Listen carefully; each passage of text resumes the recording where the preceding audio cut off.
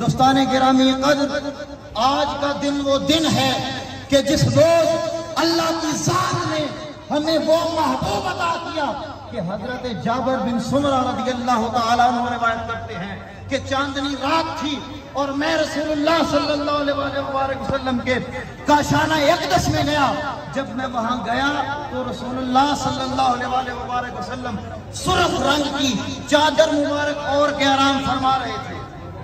ذرا توجہ سے بات سماعت کیجئے گا، سرخ رنگ کی چادر مبارک اوڑھ کر آرام فرما رہے تھے۔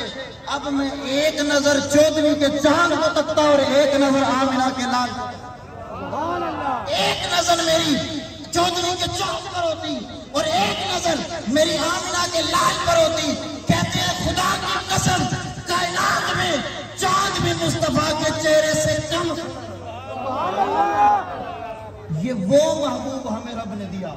اور سنیے حضرت عبداللہ بن سلام رضی اللہ تعالیٰ عنہ، ہم میلاد فقط عقلی دلائل کے بنیاد پر نہیں مناتے، ہمارے پاس قرآن بھی ہے، جس طرح علامہ صاحب بیان فرما رہے تھے، قرآن بھی ہے، حدیث بھی ہے۔ ہم یہ جلوس اور ریلیاں نہیں نکالتے۔ سنیے حضرت عبداللہ بن سلام رضی اللہ تعالیٰ عنہ، آپ حضرت یوسف علیہ السلام کی اولاد میں سے، آپ حضرت یوسف کی اولاد میں سے ہیں۔ اور جب رسول اللہ مکہ سے ہجرت کر کے مدینہ گئے، یہ بڑی توجہ سے سب لوگ سماعت کریں، جب مکہ سے ہجرت کر کے مدینہ گئے تو وہاں پر حضرت عبداللہ بن سلام ابھی مسلمان نہیں ہوئے تھے، اور آگے یہودیوں نے بھیجا کہ جاؤ کہ ایک محمد نامی کوئی شخص آیا ہے، اس سے مناظرہ کر کے آؤ۔ حضرت عبداللہ بن سلام رضی اللہ تعالیٰ عنہ جب رسول اللہ کی بارگاہ اقدس میں پہنچے، مناظرہ تو دور کی بات، کچھ بھی نہیں بولا، صرف یہی بولا کہ رسول اللہ اپنا کلمہ پڑھا دو، صرف کلمہ پڑھا دو۔ اب یہودیوں نے کہا تمہیں بھیجا تھا مناظرہ کرنے کے لیے، اور اس منظر کشی پھر پیر مہر علی شاہ کی کوئی مثل میں ڈول نہیں، کوئی مثل نہیں، ڈول نہیں، چپ کر مہر علی اتجا نہیں بول رہی۔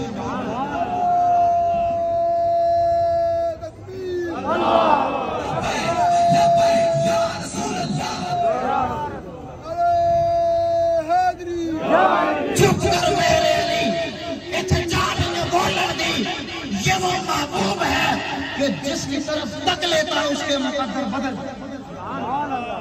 یہ سنن نبی داؤد شریف میں بھی یہ روایت موجود ہے، اور سیاستہ کی بقیہ کتب میں بھی یہ روایت موجود ہے کہ ایک اونٹ تھا، وہ بڑے گریبان کر رہا، بہت رو رہا تھا۔ رسول اللہ نے اس کی طرف دیکھا، پوچھا بھائی تجھے کیا ہوا ہے؟ پوچھا بھائی کیا ہوا ہے؟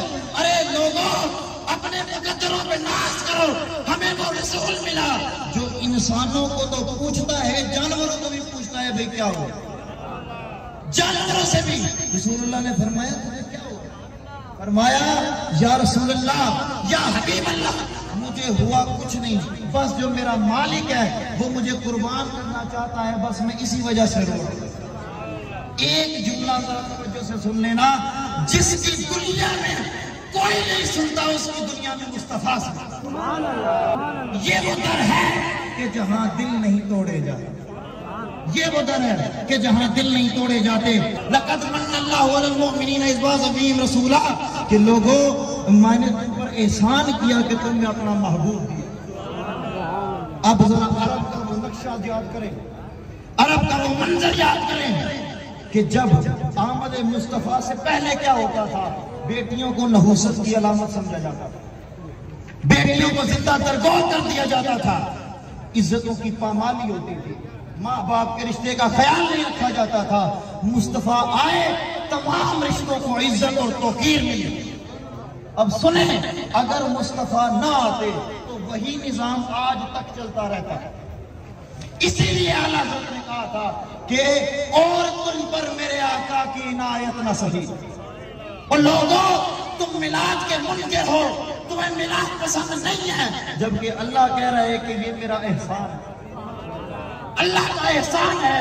ارے بندہ کسی پر احسان کر دے تو اس کے قدموں میں اپنی آنکھیں بچھاتا ہے۔ جب اللہ احسان کر رہا ہے، بندے کے لیے آنکھیں بچھائی جا سکتی ہیں، تو پھر اللہ کے محبوب کی آمد پر میلاد کیوں نہیں منایا؟ اللہ کے محبوب کی آمد پر میلاد کیوں نہیں منایا جا سکتا؟ فرمایا یہ میرا تم پر احسان ہے، اسی لیے اعلیٰ حضرت نے فرمایا اور تم پر میرے آقا کی عنایت نہ سہی، اور تم پر میرے آقا کی عنایت نہ سہی۔ ارے نجدیو، کلمہ پڑھانے کا بھی احسان ہے، یہ کم ہے کہ وہ آئے اور تمہیں جینے کا طریقہ آیا، وہ آئے تو تمہیں جاگنے، سونے، پینے، تمام امور زندگی گزارنے کا طریقہ آیا، ورنہ تم تو جہالت میں دلدل میں پھنسے ہوئے۔ ارے جس نبی نے تمہیں زمین سے اٹھا کر اوج سویہ پر لے گیا، جو نبی تمہیں جہنم کی گھاٹیوں سے نکال کر جنت کی وادیوں میں لے گیا، اس کی آمد پر بھی میلاد نہیں مناؤ گے تو پھر کس کی آمد؟